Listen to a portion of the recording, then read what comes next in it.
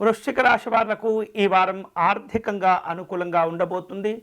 లాభదాయకమైనటువంటి విశేష శుభ ఫలితాలు కూడా పొందుతూ ఉంటారు.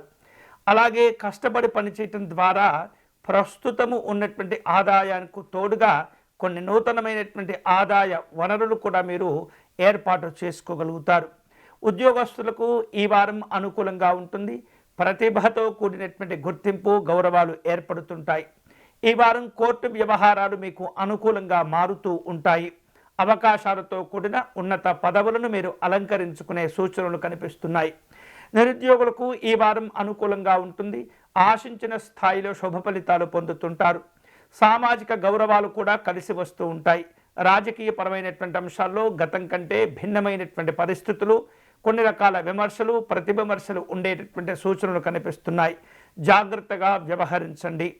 గతంలో మీరు పెట్టిన పెట్టుబడులకు ప్రస్తుత కాలంలో లాభాలు వచ్చేటటువంటి సూచనలు కూడా కనిపిస్తూ ఉన్నాయి.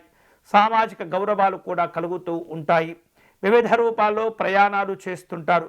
అలాగే ఎదుటివారితో మాట్లాడే సందర్భంలో ఈ వారం కీలకమైనటువంటి పనులు చేపట్టడం, పూర్తి చేయటంలో చాలా జాగ్రత్తగా వ్యవహరిస్తూ ఉండాలి.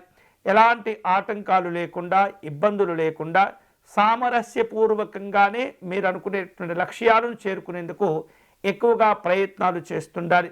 అంతా కూడా అనుకూలంగానే ఉంటుంది. అలాగే వివిధ రూపాల్లో గతంలో మీరు కోల్పోయినటువంటి ఏవైతే భావనలు ఉంటుంటాయో, వస్తువులు ఉంటుంటాయో తిరిగి వాటిని సంపాదించుకోగలుగుతారు. ఈ వారం ఈ వృశ్చిక రాశి వారు శుభ ఫలితాలను పొందేందుకై ఆంజనేయ స్వామి వారిని పూజించటం, నమస్కరించుకోవటం మంచిది.